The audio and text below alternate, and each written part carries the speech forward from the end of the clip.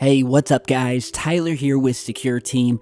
I was actually working on a totally separate video when some other news came across my desk. Well, actually, I don't have a desk. I basically work off of a laptop here, but that's beside the point. So I was working and a couple of people actually emailed me about this new article that was put out by something called Vice News. Now, many of you probably have heard of Vice. It's been around for years. They actually used to put out some pretty hard-hitting news stories, videos, mini documentaries, but today it's pretty much just like BuzzFeed, where instead of actually doing hard-hitting news, their basic goal would seem to be just to tell people what to think and feel.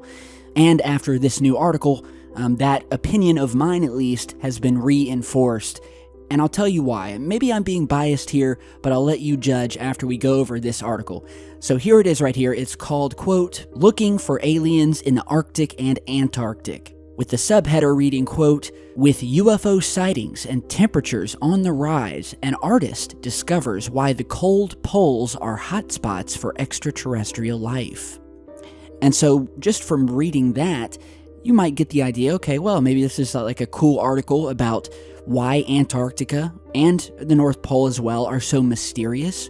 Why are UFO sightings and just sightings of strange activity altogether rising in these areas? But as you go on reading it, it quickly becomes a sort of hit piece about aliens and UFOs in general, and even takes a swipe at yours truly, Secureteam. And so let's go ahead and go down the article a bit. For the first part, it basically talks about the mystique of the southern continent, where then it starts to go more into detail about UFOs, saying here, quote, "Every year, there are dozens of reports of UFO sightings, strange machinery hovering in the sky pulsing green, speeding, sounding geomagnetic disturbances. Google Earth captures alien objects that don't fit in. Everything stands out on the blank canvas of ice." Notice here, they can't even correct minor misspellings. As you can see right here where they wrote, "Everything stands out on the blank canvas of ice." So, I mean, you pick which one you want. Either it stands out on a blank canvas or it stands out on the blank canvas.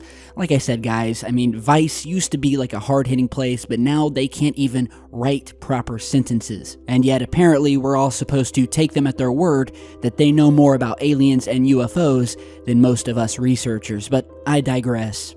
The article continues, quote, "UFO hunters and agencies of extraterrestrial investigation look out with hawk eyes, detecting sites of crash landings, curious-looking underwater alien bases, and obscure cloud formations that pose seductive anomalies. Peculiar dark floating blobs have been sighted in the Alaskan Arctic. People have spotted a giant staircase to the underworld in Antarctica, the lost pyramid of Atlantis, and abandoned spaceships."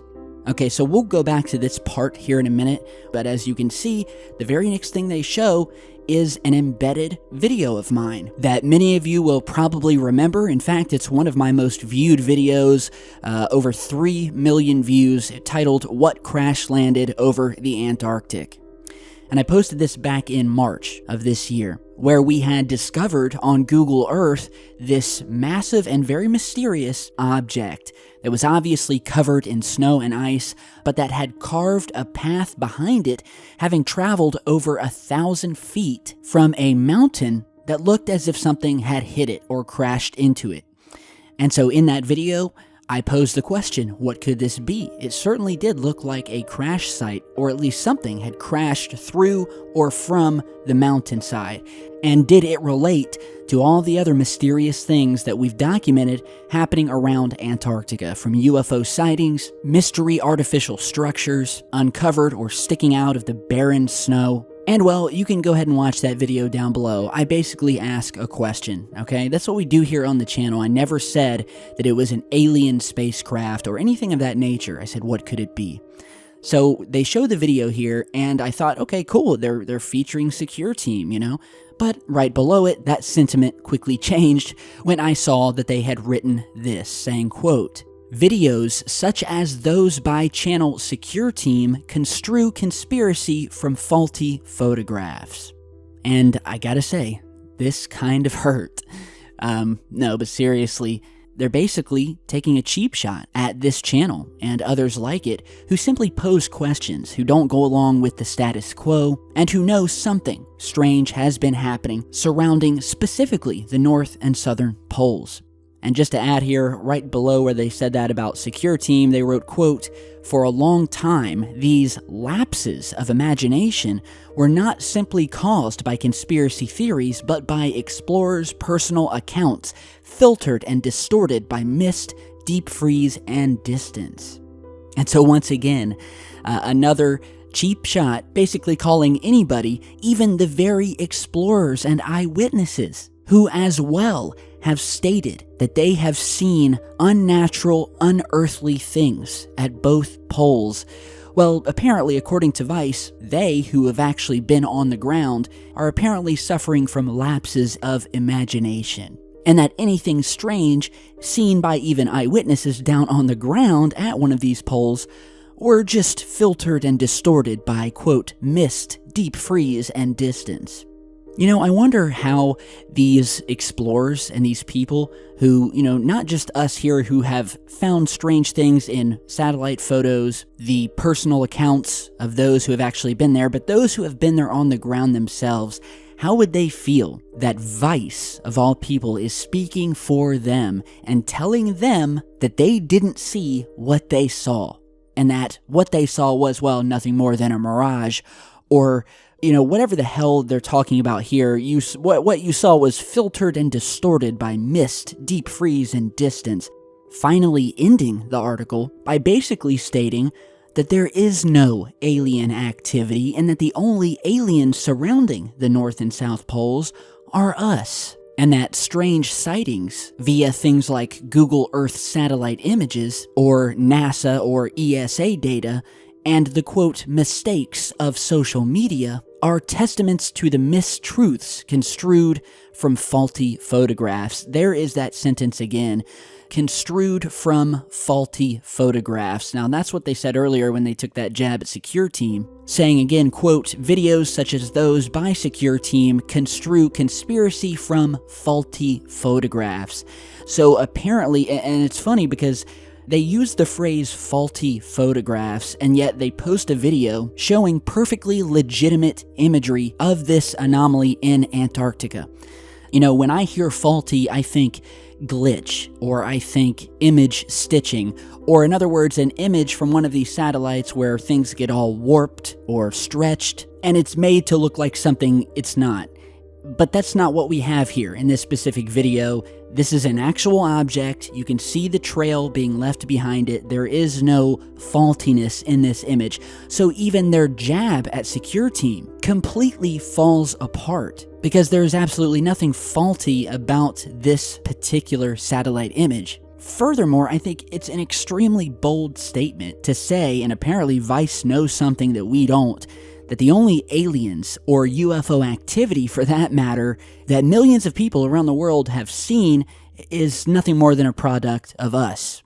And that all of the many genuinely strange, anomalous, and unexplained things that channels like ours, other researchers, and the people on the ground, the explorers that have gone there, have discovered. Look into someone by the name of Admiral Byrd.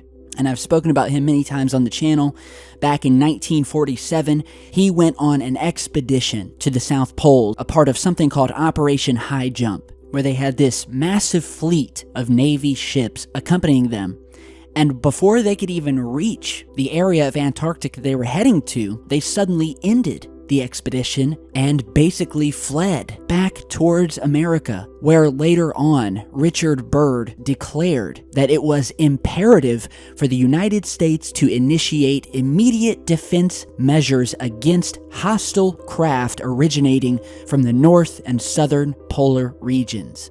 I could go on for another couple of hours talking about Admiral Byrd, Operation High Jump, and what they encountered during this expedition to the Antarctic back in 1947, but I've done videos on it. You can Google or use YouTube. There's a ton of information out there about it, but that's just one single instance. And that goes to show basically what I'm trying to say here is that things are down there in Antarctica and they have nothing to do with us. Now furthermore, as I said earlier, we would touch on this quickly, we have reported in other videos, other strange artificial structures, such as things that look like stairs.